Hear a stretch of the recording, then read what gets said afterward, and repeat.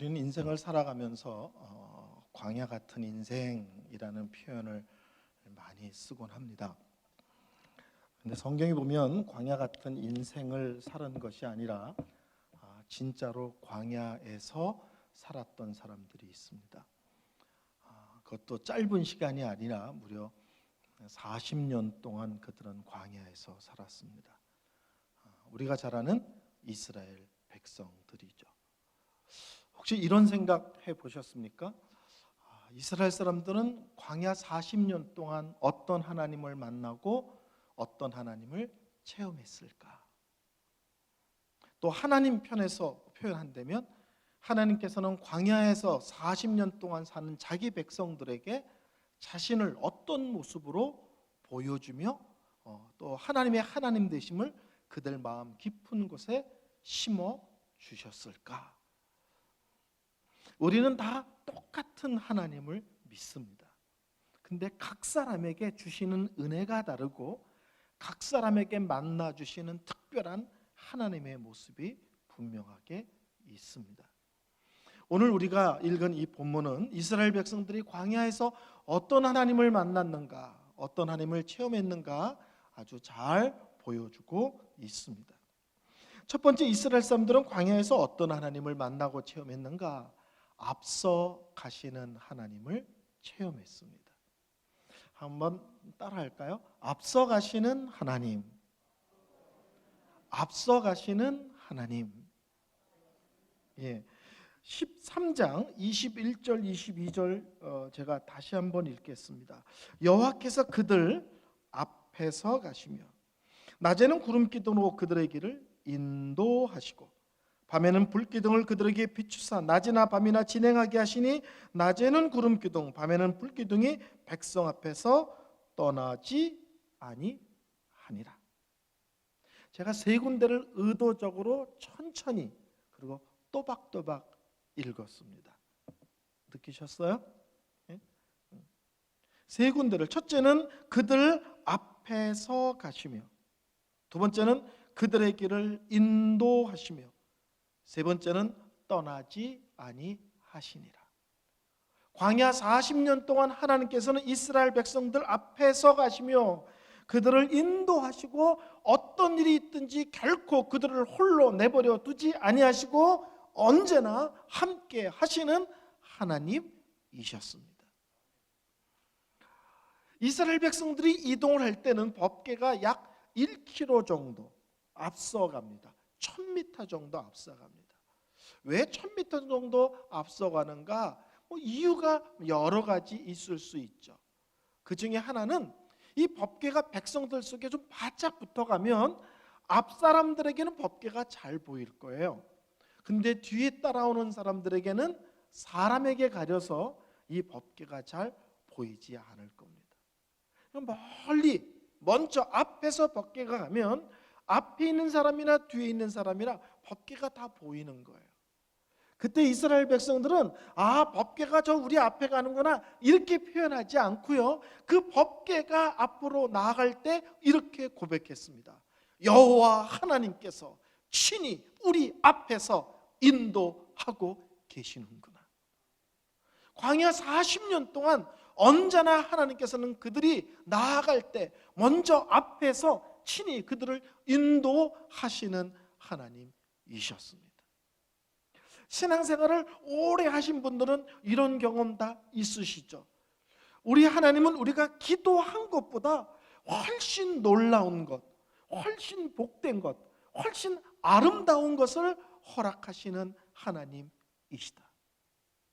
하나님은 우리가 1이라고 기도하면 딱 1을 주시나요?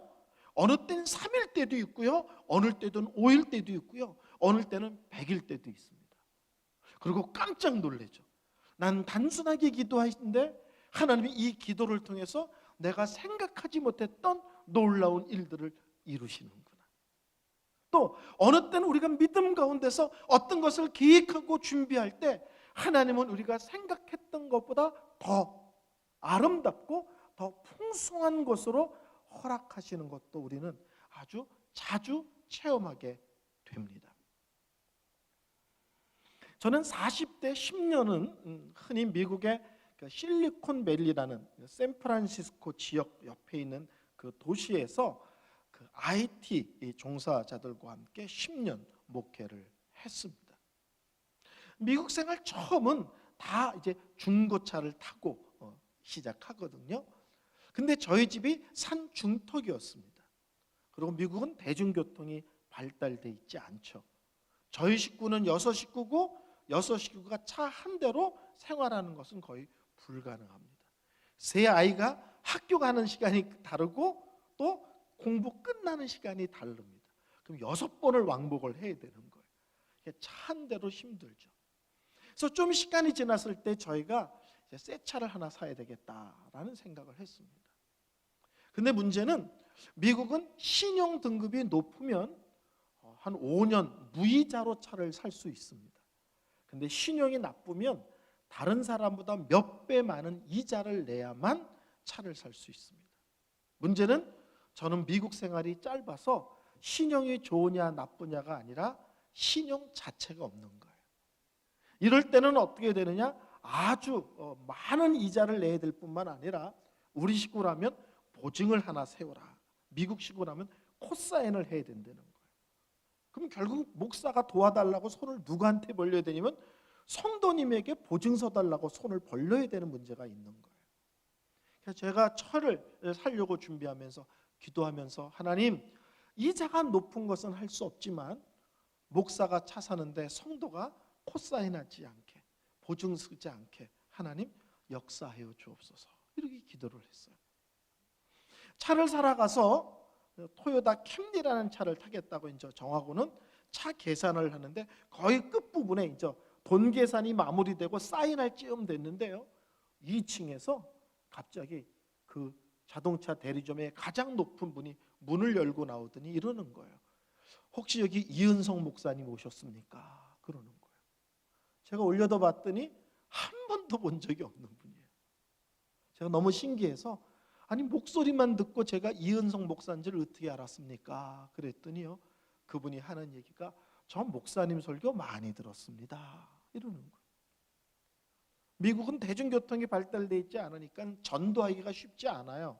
그러니까 한국 사람들이 주로 자주 가는 가게에다가 설교 CD를 이렇게 갖다 놓으면 관심 있는 사람이 가서 차 안에서 듣고 다니는데 그 사람이 그 가게에다 갖다 놓은 제 설교 CD를 많이 들은 분이라는 거예요. 그러면서 그 직원한테 뭐라고 말하냐면 우리 자동차 대리점에서 적용할 수 있는 최저 이자를 적용해서 목사님 사인을 받으십시오, 그리고 명령을 하는 거예요. 근데 그것만 해도 제가 깜짝 놀랐을 텐데 그 다음 얘기가 충격적이에요.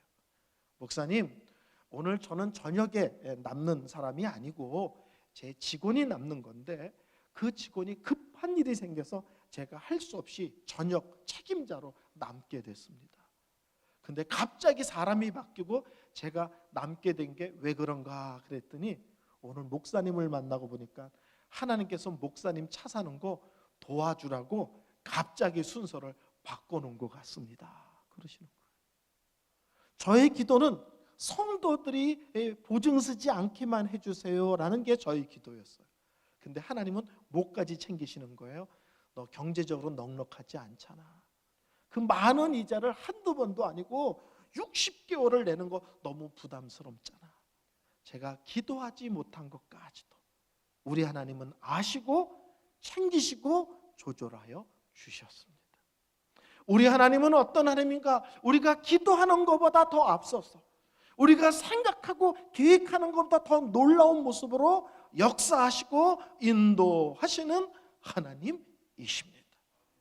이것을 아브라함은 여호와 이레의 하나님 이렇게 고백했습니다.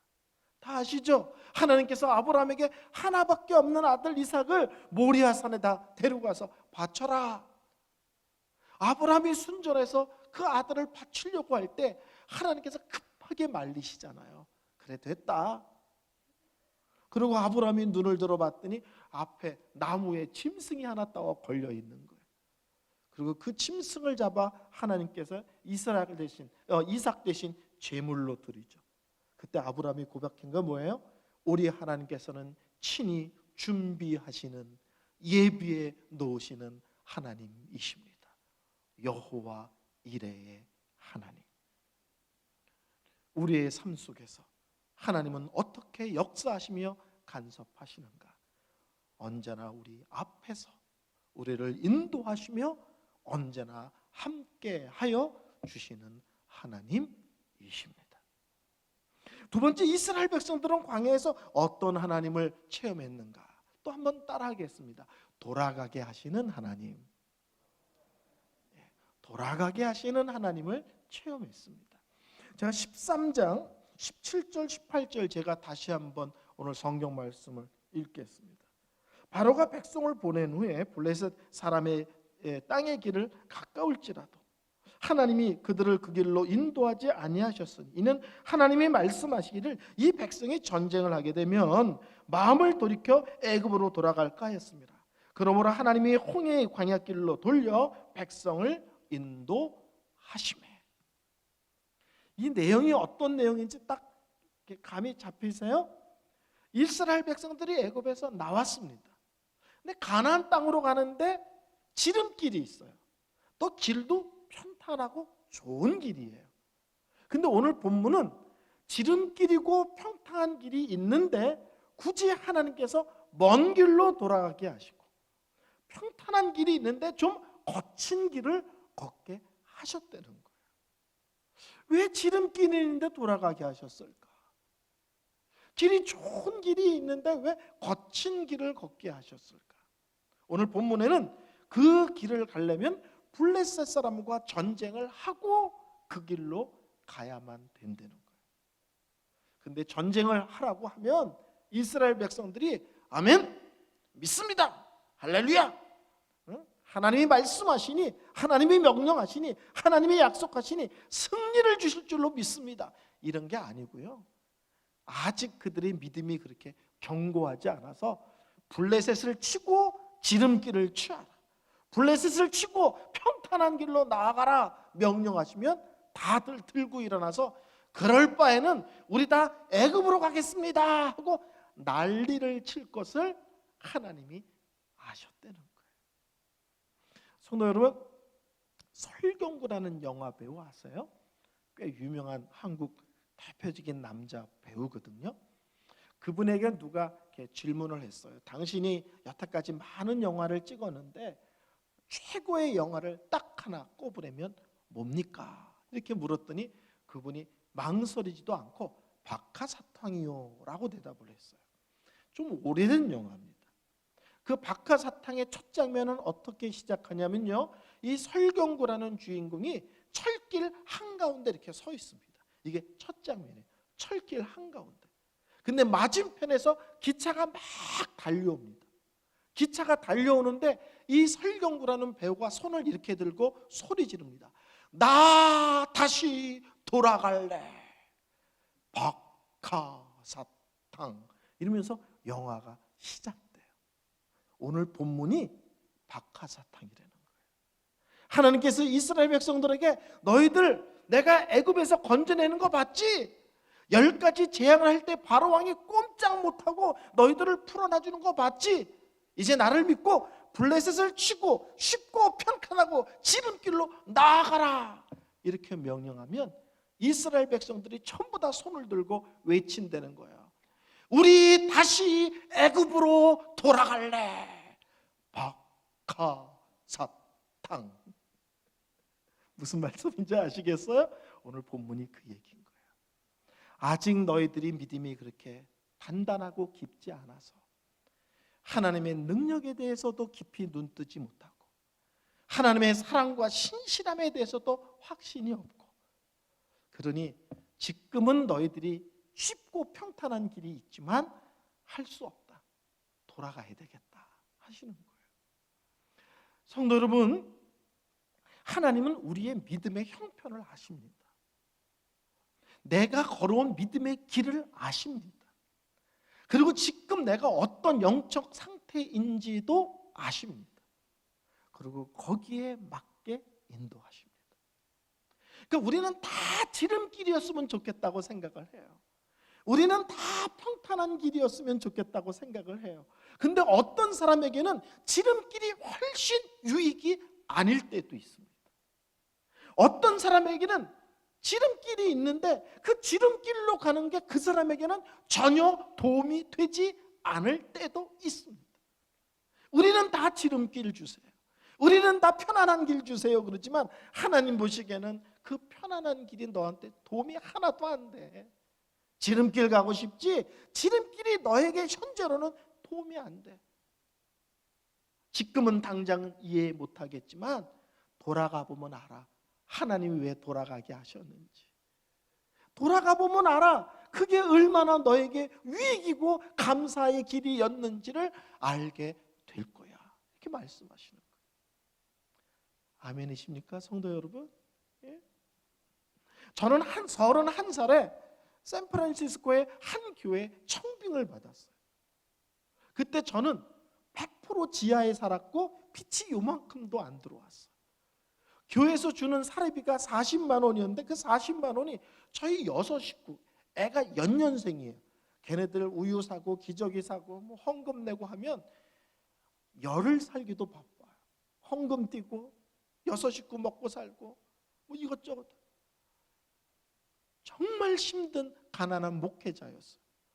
근데 미국 샌프란시스코 한 교회에서 파격적인 조건을 제시하고 저를 담임 목회자로 불렀어요. 그리고 박사 과정까지 돈도 다 되겠다는 거예요. 근데 아무리 기도해도요, 하나님이 기쁨도 안 주시고 확신도 주지 않으시고 평안도 주지 아니하시고, 제가 2달을 가서 목회를 했어요.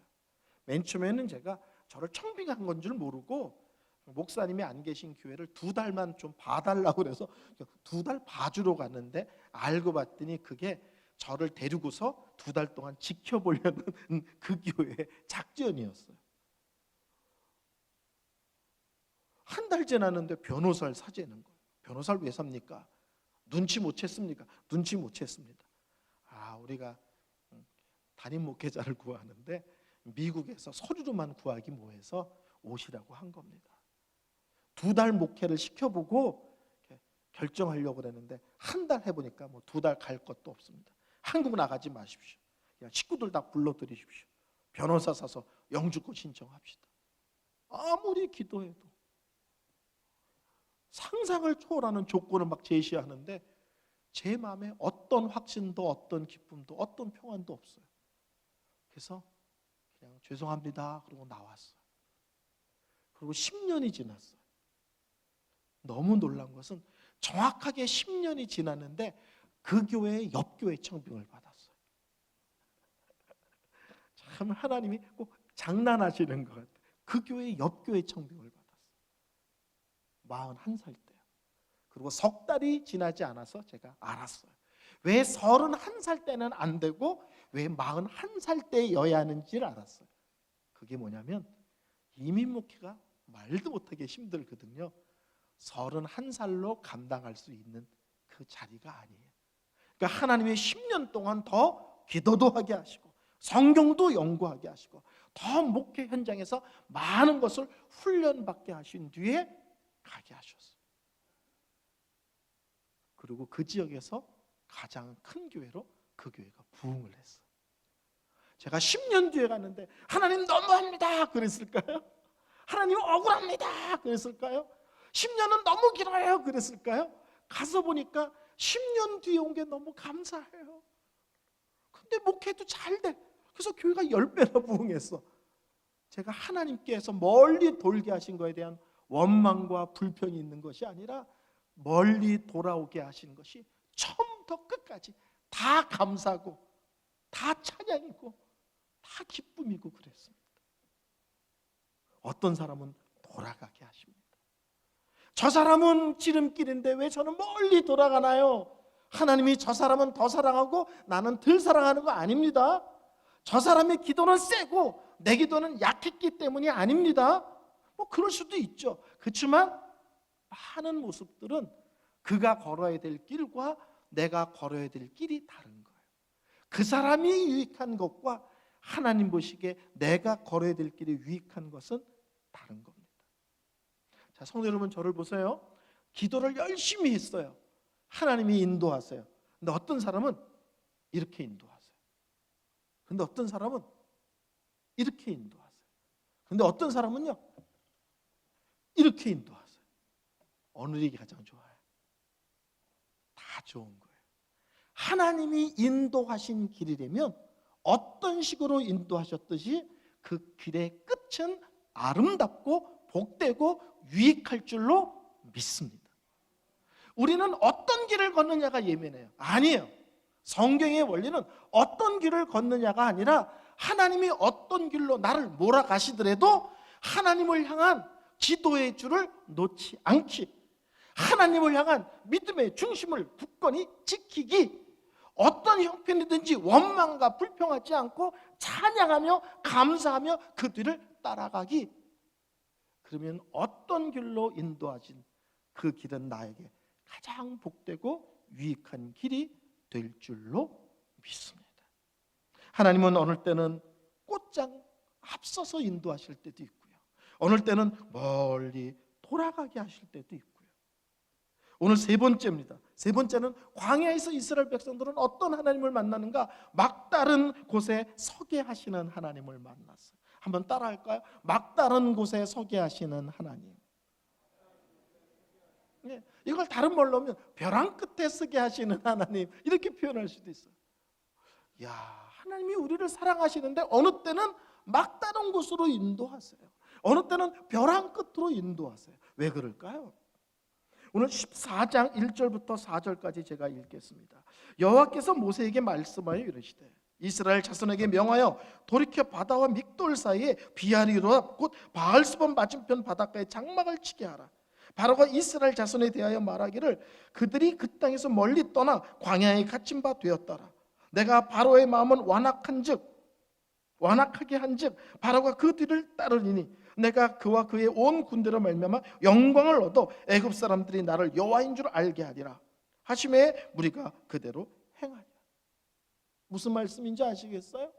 하나님께서 이스라엘 백성들에게 명령하셔서 이스라엘 백성들을 바닷가로 데려가서 거기다 텐트를 치게 했다는 거예요. 근데 그 소식을 누가 알게 되느냐? 바로 왕이 알게 돼요. 그래서 군사를 풀어서 이스라엘을 추격하게 합니다. 그러자 어떤 문제가 발생했어요? 이스라엘 백성들이 앞으로 가면 바로 왕의 군대에 칼에 맞아 죽고, 뒤로 물러가면 바다에 빠져 죽게 된 거예요. 앞으로 가면 칼에 맞아 죽고, 뒤로 가면 바다에 빠져 죽는 거예요. 중요한 것은 이곳으로 인도하신 분이 하나님이시라는 거예요. 야, 왜 하나님이 나를 막다른 곳으로 인도하실까? 우리가 성경을 읽다 보면 이해가 되지 않는 데가 있어요. 하나님의 명령이 이해가 되지 않을 때가 있어요. 사랑하신다면서 이런 명령을 왜 내리시지? 그럴 때 그 본문을 해석하는 원리는 딱 하나입니다. 하나님은 사랑이시니 나를 사랑하시기 때문에 그 길도 인도하셨을 거예요. 지름길로 인도하실 때도 나를 사랑하시기 때문에, 거칠고 먼 길을 돌아가게 하실 때도 사랑 때문에, 어느 때는 막다른 곳에 서게 하시는 것도 사랑 때문일 거예요. 이게 성경 해석의 중요한 겁니다. 이해할 수 없는 본문을 해석할 때는 하나님은 사랑이시라는 전제를 갖고 그 본문을 해석하라. 막다른 곳으로 인도했습니다. 뭐라고요? 사랑 때문일 거야. 여러분, 평탄할 때 체험하는 하나님과요, 위기 때 체험하는 하나님은 다릅니다. 요새 아무 문제 없어. 너무 평탄해. 그때도 하나님은 날 사랑하고 그때도 우리는 하나님과 동행하죠. 근데 내 인생에 크고 작은 문제들이 생기고 위기가 봉착할 때는요, 놀랍게도 하나님의 말씀이 훨씬 강하고 선명하게 들립니다. 그리고 그때 하나님께서는 자신이 얼마나 나를 사랑하시며 하나님께서 우리의 기도를 어떻게 응답하시며 하나님의 능력이 지극히 크심이 어떠한지를 선명하게 보여주십니다. 그 위기 때는 인생의 위기가 아니라 전혀 다른 차원의 하나님을 체험하고 전혀 다른 차원의 하나님의 은혜를 체험하는 기회입니다. 제가 40살에 41살에 미국 교회 청빙을 받았어요. 10배 부흥한 얘기만 했죠. 제가 부흥을 했는데요, 그 다음날 성도들이 다 찾아왔어요. 저희 집에 다 왔는데 30명이 안 돼, 애까지 포함해서. 근데 더 재밌는 것은 한 가정이 성도가 11명이야. 그러니까 11명 빼면 일반 성도는 10대명인 거예요. 부임을 했는데 성도들이 뭐라고 얘기하냐면, 목사님이 잘 모르실 텐데 저희 교회가 실제로는 아주 연약합니다. 그래서요, 사례비를 1원도 줄 힘이 없습니다. 목사가 한국에서 미국 왔는데 도착한 그 다음날 성도들이 하는 얘기예요. 사례비를 1원도 줄 능력이 없대요. 그리고 저를 청빙해 놓고 지난주에 싸워서 또 반이 나갔대요. 싸운 이유는 사례비도 못 주는데 한국에서 데려오면 어떻게 하냐, 뒷감당을. 한쪽은 이분이 오면 부흥한다, 걱정하지 말라. 저쪽은 미국에서 부흥이 쉬우냐, 또 이러고 싸웠다는 거예요. 그래서 또 나갔다는 거예요. 그래서 저거 뭐라고 그러냐면, 일식집에 팁을 많이 주는 그 가게가 하나 있는데 거기에 내일부터 사모님이 거기 가서 외출회수로 일을 하시라는 거예요. 그리고 그 돈으로 생활을 하라는 거예요. 청빙을 했는데 사례비를 못 주는 대신에 저희 집사람 일식집 일할 자리를 잡아놨. 근데 제가 한 달에 렌트비가 2,300불짜리 집이었거든요. 집사람 일해서 그걸로 생활을 하고 목회를 하라는 거예요. 제가 그랬어요. 나는 목회하러 왔지 미국이 좋아서 온 사람 아닙니다. 나는 하나님의 인도하심을 받고 왔지 우리 애들 공부시키려고 애들 끌고 미국 온 사람 아닙니다. 부르신 분이 책임지십니다. 그러면 아멘 해야 되잖아요. 성도들이 눈을 동그랗게 뜨고 책임 안 주시면 어떻게 하실 겁니까? 이러는 거예요. 제가 그랬어요. 순종하다가 장렬하게 굶어 죽겠습니다. 성도들이 다 일어나서 나가버렸어요. 야, 목사가 순종하겠다는데, 그냥 목숨 걸고 목회하겠다는데, 야, 골칫덩어리 목사 왔다, 세상 물정 모르는 목사 왔다 그러고 다 나가버렸어요. 제가 어떻게 됐을까요? 저희 교회 재직회를 2달에 한 번씩 하는데, 2달 뒤에 재직회를 하는데 재직 보고서를 돌렸어요. 아직 재직회 시작도 안 하고 유인물을 돌렸는데 성도들이 우는 거예요. 성도들은 그대로예요. 30명도 안 되는 성도 그대로. 헌금 설교 안 했습니다. 본문에 돈 얘기가 없으니 설교할 수 없죠. 목사가 본문에 있어야 헌금 설교를 하는데 본문이 헌금 얘기가 안 나오는 본문이었어요. 계속. 첫 달에 헌금이 평소에 4배가 나왔어요. 둘째 달에 5배 반이 나왔어요. 그래서 제가 부임하던 첫 달에 죄송하지만 그 지역에서 사례비를 최고 많이 받았어요. 그리고 중국에다가 $1,000 선교를 시작했어요. 목사 사례비를 1원도 줄 수 없다는 그 교회가 제 부임하던 그 달부터 중국에 $1,000를 하고 몇 년 뒤에는 1년에 1명, 1년에 2명씩 선교사를 파송하는 교회가 됐습니다.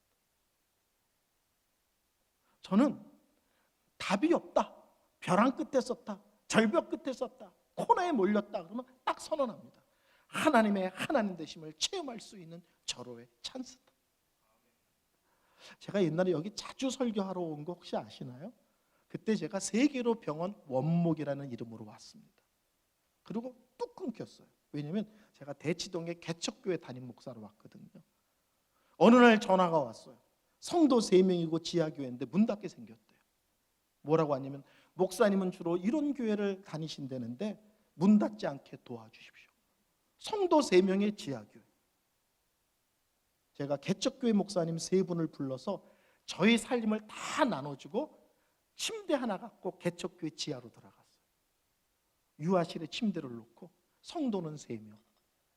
근데 석 달 만에 교회가 자립을 했습니다. 2달 만에 2년이 지나니까 누가 와도 이제 이 교회 될 것 같은 생각이 들었어요. 그래서 저희 부부가 또 한 번 어려운 교회를 가보자 그러고 나섰어요. 그리고 우연히 인터넷에서 베를린의 한 교회가 사례비를 줄 수 없는데 담임 목사를 구한다는 광고가 떴어요. 그래서 제가 손을 들어서 그 교회에서 인터뷰하자고 그러는데 뭐라고 하냐면, 첫 번째 질문이 베를린에 왜 오려고 하십니까? 사례비를 못 준다고 그래서 제가 손을 들었습니다. 했더니 인터뷰하는 직분자들이 놀라는 거예요. 지금 1년 됐습니다. 휴가로 나왔거든요. 교회가 딱 거의 배가 된 것 같아요. 한 50여 명 모였는데 지금 100명 가까이 모입니다. 저는 막다른 곳에 섰을 때 절망하지 않고 선언합니다. 살아계신 하나님을 체험할 수 있는 기회다. 능력의 하나님을 사용할 수 있는 기회다. 평탄할 때는 들리지 않았던 하나님의 음성을 강하고 선명하게 들을 수 있는 기회다. 아멘.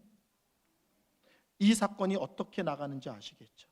홍해가 갈라지고 이스라엘 백성들은 우리 여호와 하나님은 10가지 재앙으로 애굽에서 우리를 구원내신 정도가 아니라 바다를 갈라 육지처럼 건너게 하시는 상상을 초월하는 능력의 하나님인 것을 확인케 하십니다.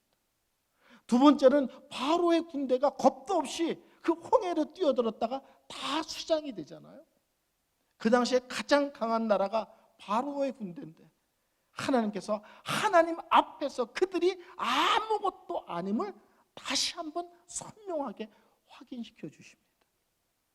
여호수아를 읽어보시면요, 거기에 뭐가 나오냐면 요단강 건너는 얘기가 나오면서 그들이 옛날에 홍해 갈라졌던 이야기를 들으면서 그들이 우리 식구라면 가나안 땅의 이방의 많은 왕과 그곳에 사는 많은 민족들이 우리 식구라면 멘붕이 왔도다. 이래요.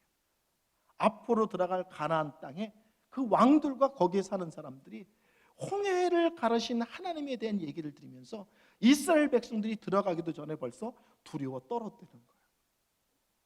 그 사건은 이스라엘 백성들에게 너의 하나님 여호와의 신실함과 능력의 지극히 크심이 어떠한지를 다시 한번 확인하라 라는 사건임과 동시에 주의 이방을 섬기는 모든 임금과 민족들에게 이스라엘의 하나님이 어떤 하나님인지를 다시 한번 선명하게 각인시키는 기회가 됩니다. 하나님을 아는 사람들뿐만 아니라 하나님을 알지 못하는 사람들에게조차 하나님의 하나님 되심을 선명하게 보이는 사건이 됐어요. 막다른 곳에서 우리는 더 강력하고 분명한 하나님을 체험하고는 합니다. 설교를 마무리 짓겠습니다. 성도 하나님께서는 우리를 다양한 모습으로 인도하실 거예요. 어느 때는 앞서가시기도 하시고, 어느 때는 돌아가게도 하시고, 어느 때는 절박한 상황으로 나를 몰아붙여서 답이 없어요 하나님, 여기가 끝인가요? 그렇게 눈물로 부르짖지 않으면 안 되는 그런 자리에 있을 수도 있습니다. 어떤 모습으로 나를 인도하시든지 다시 말씀드립니다. 기도의 줄을 놓지 않기, 하나님을 향한 중심이 흩어지지 않기, 그럼에도 불구하고 원망과 불평하지 않고 감사하고 찬양하며 자족하며 이 믿음의 길을 우직히 걸을 때 하나님께서는 어떤 길이든지 그 끝을 아름답고 복되고 귀하고 놀랍게 해 주실 줄로 믿습니다. 기도하겠습니다. 하나님, 지금 한국의 상황이 많이 힘들고 어렵습니다. 그 속에서 믿음의 길을 걷는 저희들은 또한 또 다른 차원에서의 어려움이 또 있습니다. 그럼에도 불구하고 하나님을 바라봅니다. 하나님을 의지합니다. 하나님을 향한 중심을 지킵니다. 그리고 입술을 지켜 원망과 불평을 토해내는 것이 아니라 감사와 찬양이 내 입술을 지배하는 그런 삶을 살아내기를 원합니다. 은혜의 은혜를 더하소서, 믿음의 믿음을 더하소서. 이 힘들고 어려운 시간들을 넉넉히 이겨내고 그 끝의 복됨과 아름다움을 간증하는 인생들로 삼아 주옵소서. 예수님의 이름으로 기도하였습니다. 아멘.